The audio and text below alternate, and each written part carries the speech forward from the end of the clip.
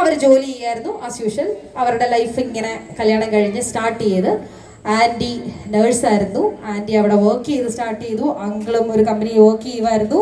അങ്ങനെ അവരുടെ ജീവിതം ഇങ്ങനെ പൊക്കോണ്ടിരുന്നപ്പോഴാണ് പെട്ടെന്ന് ആൻറ്റി ആ സംഭവം അറിയുന്നു. അങ്കിളിന്റെ ആ സന്തോഷ വാർത്ത അറിയിക്കുന്നു. ചേട്ടാ, ഞാൻ പ്രഗ്നന്റ് ആയി. പിന്നെ പറക്കാൻ പോലും എനിക്ക് വയ്യ. അവരുടെ സന്തോഷം ഒന്നും പറഞ്ഞറിയിക്കാൻ പറ്റുന്നില്ല. ഭയങ്കര സന്തോഷമായി. വീട്ടുകാരെ എല്ലാരും വിളിച്ചറിയിച്ചു. ജോയ് ചങ്കിളിനെ, വക്കച്ചങ്കിളിനെ, ആൻറ്റിനെ, മോളി ആൻറ്റി, അവരെ ഇവരെ എല്ലാം വിളിച്ചതേ ശശി പ്രഗ്നന്റ് ആയി എന്ന് വിളിച്ചറിയിച്ചു. എല്ലാവർക്കും സന്തോഷം. എല്ലാവരും കൺഗ്രാറ്റ്സ് പറഞ്ഞു. ഓക്കെ.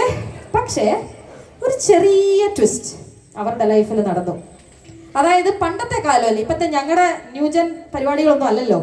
ഞങ്ങൾക്കിപ്പം എങ്ങനെയെങ്കിലും ഒക്കെ തപ്പി പിടിച്ച ഒരു ഹെൽപ്പ് അല്ലെങ്കിൽ ഒരു ഡേ കെയർ ഒക്കെ ഒപ്പിക്കാം. പക്ഷെ ആ കാലഘട്ടത്ത് ഇത് ഭയങ്കര പാടായിരുന്നു. കുറച്ച് ബുദ്ധിമുട്ടാ. ഒത്തിരി വർഷം നിങ്ങൾക്കറിയാലോ, എല്ലാവരും ഇതേ ഏജ് അല്ലെങ്കിലും ഇതേ കാലഘട്ടം അല്ലെങ്കിലും കുറേയൊക്കെ നിങ്ങൾക്കും ഇപ്പൊ അറിയാൻ പറ്റും. യങ്സ്റ്റേഴ്സ് ആണെങ്കിൽ പോലും എന്തുമാത്രമാണ് എന്തുമാത്രം കഷ്ടപ്പാടാണ് ഒരു കുഞ്ഞിനെ വളർത്തിയെടുക്കുക എന്നുള്ളത്, അല്ലേ? അറിയത്തില്ലേ? അത്ര ഈസി പരിപാടിയാണോ? തോന്നുന്നുണ്ടോ അത്ര ഈസി പരിപാടി ഒരു കുഞ്ഞിനെ വളർത്തുക എന്നുള്ളത്? ആണോ? ഹലോ, കഥ കേട്ടങ്ങ് സുഖിച്ചിരിക്കുക അല്ലേ? പക്ഷെ എനിക്ക് മറുപടി വേണം. അത്ര ഈസി പരിപാടിയാണോ? അല്ല. അപ്പോ അവർക്ക് പെട്ടെന്ന് ആകെ കൺഫ്യൂഷൻ. എന്താ ചെയ്യണ്ടേ, മുന്നോട്ട് എന്ത് ചെയ്യണമെന്ന് അവർക്ക് അറിയില്ല. കാരണം ആൻറ്റീനെ അത് ഒരു നഴ്സിംഗ് ഹോസ്പിറ്റലിൽ നേഴ്സായിട്ട് വർക്ക് ചെയ്ത് ആ ആൻറ്റിക്ക് ഒരു ഇൻക്രിമെന്റ് ഒക്കെ കിട്ടാനൊക്കെ പോകുന്ന ഒരു സമയത്തായിരുന്നു ഇത് സംഭവിച്ചത്. അപ്പൊ ആൻറ്റിയും അങ്കിളും കൂടെ ആകെ എന്താ ചെയ്യണ്ടേ? രണ്ട് താലത്തിൽ 2 ഓപ്ഷൻസ് വെച്ചു കൊടുത്തു ദൈവം. കരിയർ വേണോ, നിന്റെ കുഞ്ഞിനെ നീ നന്നായിട്ട് വളർത്തണോ, ഏത് വേണം എന്ന് ഒരു ചിന്ത അവരുടെ ഉള്ളിൽ വന്നു. അവര് ആരെയാ സെലക്ട് ചെയ്തത് നിങ്ങൾക്ക് അറിയാവോ? അറിയത്തില്ലേ?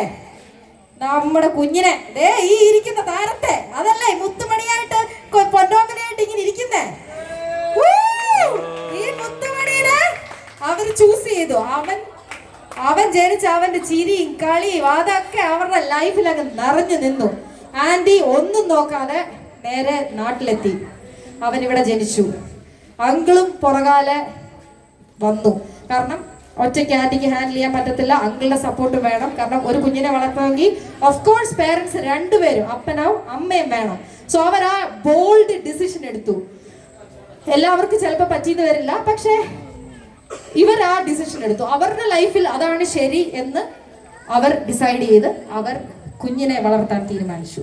സോ ഇതൊരു ബേസ്, ഒരു തുടക്കം ഞാൻ ഇട്ട് തന്നേ ഉള്ളൂ. ഇനി നിങ്ങളിവിടെ കുറച്ച് കാര്യങ്ങൾ കാണാൻ പോവുകയാണ്. നിങ്ങൾക്ക് കണക്ട് ചെയ്യാൻ പറ്റുമെന്ന് ഞാൻ വിചാരിക്കുന്നു. ഓക്കെ, നമുക്ക് പതുക്കെ അതിലേക്ക് കടക്കാം.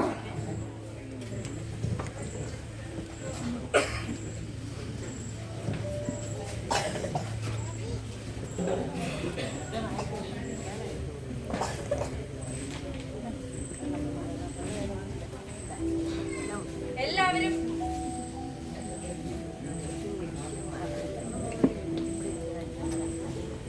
ഹലോ, ഓക്കെ, എല്ലാവരും കഥ കേൾക്കാൻ റെഡിയാണോ? റെഡിയാണോ? എല്ലാരും ഇവിടോട്ടാണോ ശ്രദ്ധിക്കുന്നേ?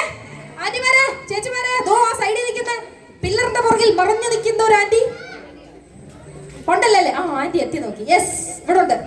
ഓക്കെ, ഇവിടെ എല്ലാരും റെഡിയല്ലേ? മക്കളെ ഹലോ, ഇരുന്നാലും പ്ലീസ്. മക്കള് കാണൂ, ഞങ്ങളുടെ പരിപാടി കാണണം പ്ലീസ്. എല്ലാരും കാണണ്ടേ? Okay, ready?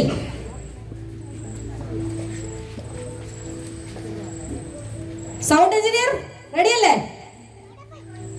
എല്ലാവരും റെഡിയല്ലേ? ദ എൻറ്റയർ ടീം റെഡിയല്ലേ? ഓക്കെ,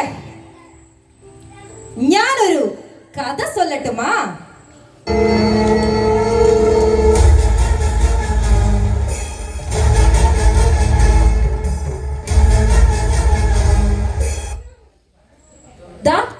എല്ലാരും അങ്ങോട്ട് നോക്കിക്കേ. അവിടെ എന്താ സംഭവിക്കുന്നേ?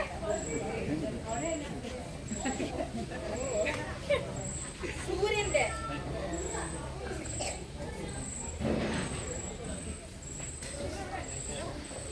ഹലോ